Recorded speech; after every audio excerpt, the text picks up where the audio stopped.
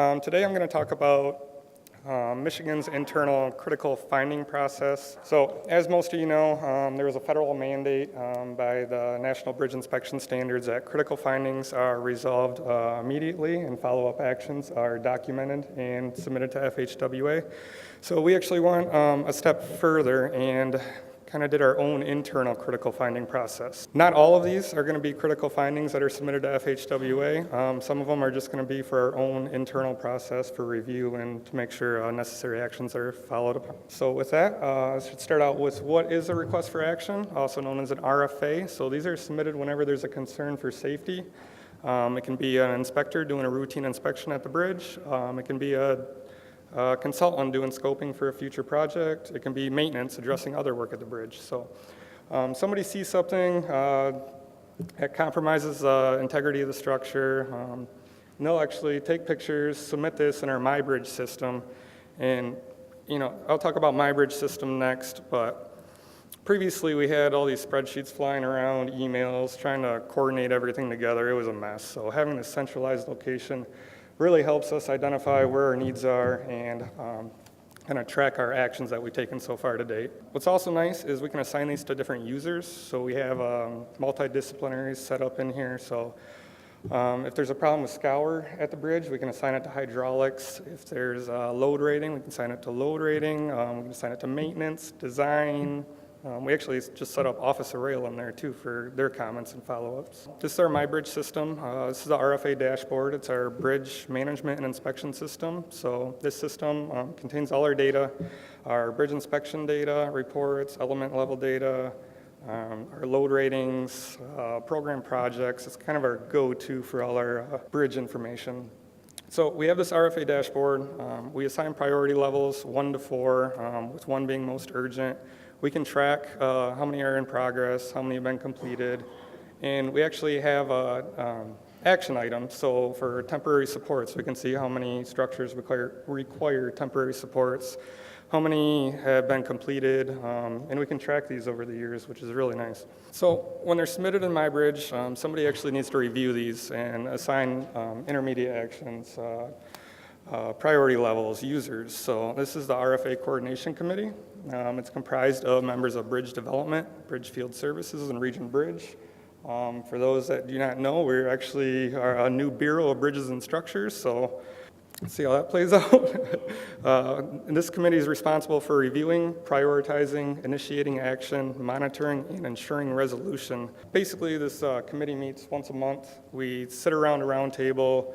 We put all these deficiencies up on the screen, we review them, we'll assign them to a user, we'll assign them a priority level, and we just ensure that resolutions follow up on and actions are taking place. So we'll get into priority levels. So priority level 1 is to be completed as soon as possible. This is typically done by our statewide bridge crew or emergency contract. We typically want to have these completed within 30 days. Some of these are critical findings. Some of these will require a lane being closed, the structure being closed. Not all of them will actually be critical findings based on FHWA's definition. And here you can see a chart. We've actually been tracking them over the years to see progress. And we actually developed a white paper. It's in draft format. It will remain in draft format because we do not want this to be auditable. It's a general guidance document. Engineering judgment must be taken into account. This isn't law or anything, so these are some examples of priority level 1 items. Actually, the first RFA committee meeting they had to review 74 requests for action, so they needed some sort of guidelines to try and figure out how to prioritize these deficiencies. Our priority level 2, we determine it's critical, so these are to be scheduled within 90 days. Typically, our statewide bridge crew is busy addressing the priority level 1 requests that priority 2s kind of build up, as you can see here, and we end up with a backlog. Emergency contracting funds are typically tied to those priority 1s, and priority 2s need to be programmed through the call for projects process, like Jeremy said. We're looking at 5 to 7 years before we can actually get these fixed and in the program. Again, we have guidance for priority level 2. This is actually posted on our website. The difference here between priority 1 and 2, priority 1, we have like severe section loss in adjacent beams. Here is severe section loss in non-adjacent beams.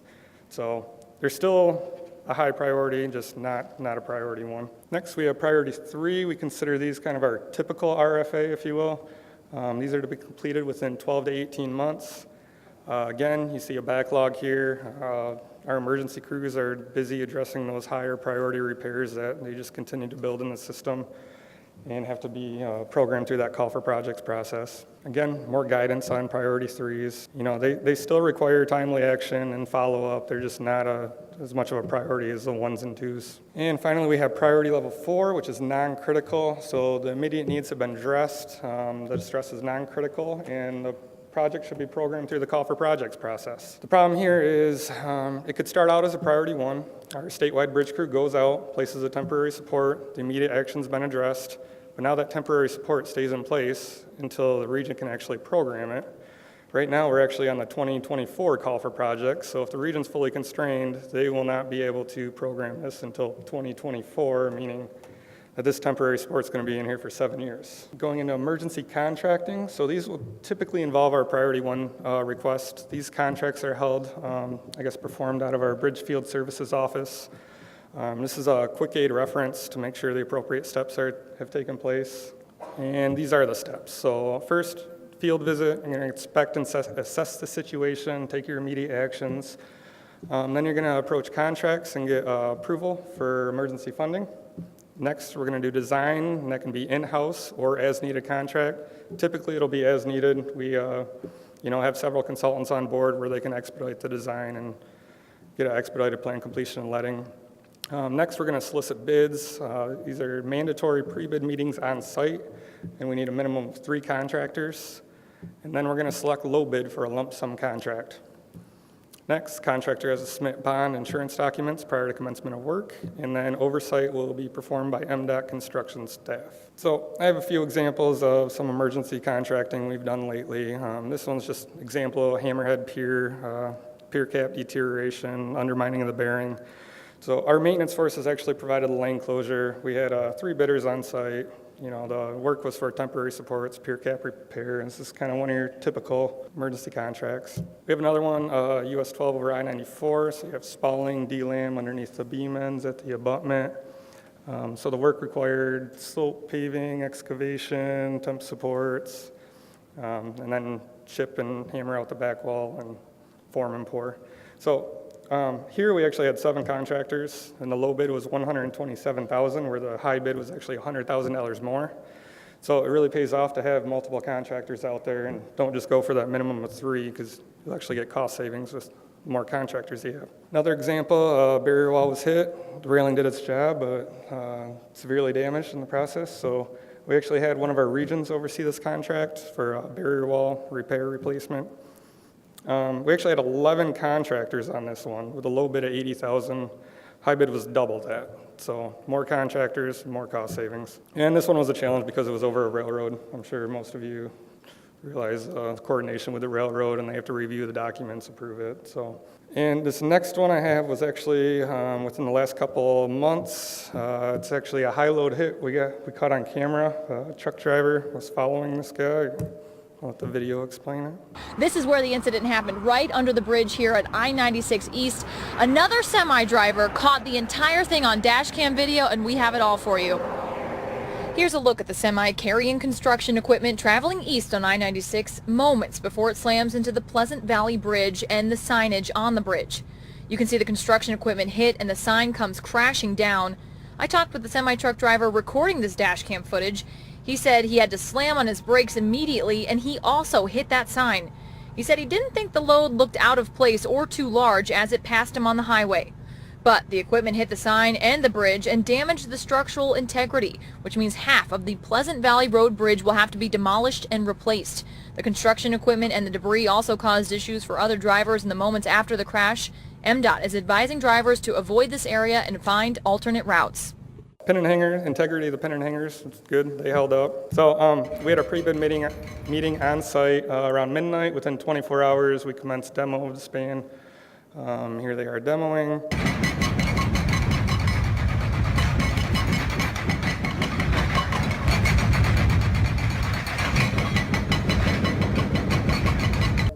And here we are now.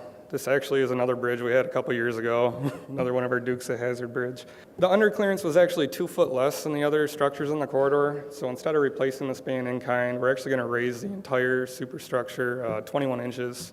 The underclearance was 14 foot 9 inches, so it was inadequate. So that was the design was performed through an as-needed design contract. We're actually going to let this in January, so hopefully it's spring construction. And of course, I can't give a presentation without a shout out to our maintenance folks. They're called upon for a lot of things. If they're not putting out fires, they're proactive with preventive maintenance. When we require temporary supports to be installed, they'll be out there actually doing the excavation. They'll be performing the traffic control. It's all these little things that add up. Jason actually had this video in his presentation, so barrier wall ASR, here's another example of our maintenance folks. And we actually recently came across some funding. So Bridge Priority Preservation Fund, this is an annual $10 million we get a year to address these priority level 2 and 3 RFAs. So you saw the backlog earlier, they're continuing to increase. So this is to address those issues with an emphasis on temporary support prevention and elimination. I told you those priority level 4s, the temp supports will stay in place for probably 7 years. This is to hopefully get out there, do the temp supports, do the proper fix, and get those temp supports out. And so we have all this data the last 3 years. I thought it'd be nice to project pretty linear trend line on there. So with no funding, you can see we're double in the next 3 years. With the $10 million in funding, I projected a slight decrease. And before we actually observe a downtrend, we need about $24 million. I thought twice about standing up here and showing you all the problems. You're probably like, oh, I don't want to drive in Michigan on these bridges after all these pictures. So, it's really about bringing awareness to the situation. We have data and we can submit it to upper management and give them, let them make an informed decision. And we can back it up with numbers and data. Right now, we don't have cost estimates per RFA. Ideally, in the future, we would be able to assign them. We have a good idea on the structure cost. It's really the MOT that's flexible. So this was based on an average cost of, I think, 30 structures we selected, came up with about $300,000 per structure. And work was anything from substructure patching all the way to culvert replacement. Pretty much every work type in between. And lastly, design needs to be performed. We have a special structures unit in-house, but if we're trying to do design for 40 bridges in a given year, this exceeds in-house capacity. So we actually have an as-needed design contract in place. We have 4 consultants on board. I think they're each qualified $250,000 each, and that helps expedite the plan completion and letting for these projects. We're actually also using state funds for a few of these to help expedite the letting process. It saves us a few weeks, and it just helps expedite. So, what's the definition of emergency? Will that require special request from your director from the top to declare emergency? So that would go through our contracts. Our contracts will deal with the emergency personnel to qualify for the funding. But it doesn't require signature from the top head of somebody? If we use emergency relief funding, it would. This is a different process. This is for us to go through the emergency contract process. We'll still be using state funds or federal funds. So for bridgehead mainly, and that's your emergency, I'm assuming. Okay. Or Yep. maybe scour, flood, or something. Would that? How do you deal with the environmental stuff, which it takes forever sometimes? Do you overhead that, or? I honestly don't have a good answer for you. I haven't communicated with the environmental people much. I'm sure they have an expedited process in place. I can get you answers. Okay. I saw that after the bridgehead, you did remove the girders and replace the girder, right? We removed the entire span over northbound or eastbound. So, if you caught the guy who did it, which is he got insurance, would that change your way of fixing it? Because insurance pay, now you can replace it, or you don't know the driver, now I can maybe heat straightening or something? Sure. Honestly, it's going to be a long and drawn-out process going after the insurance company. We just went ahead and did what we thought was right. We'll reimburse those costs later. It actually goes into a general fund, so I don't even think we actually see it in our bridge program. So we just want to do the right thing. I was wondering if you guys have any performance measures you were thinking about. You have priority 1 through 4. Minnesota has similar levels for reactive maintenance. And we're trying to set up performance targets to make sure that we're addressing those needs and making sure priority 3 doesn't grow to priority 1. So have you thought about doing any of that? Great for future implementation at this time. We try to set those, address the priority 1s within 30 days, priority 2s within the 90-day time frame. And that's, this is a growing program. 2014 we established it, so that's a good point for future consideration. Okay. Great Thank you. presentation. Now, The preceding video was produced by the National Center for Pavement Preservation. More information can be found at tsp2.org. That's tsp2.org. Additional support provided by Michigan State University.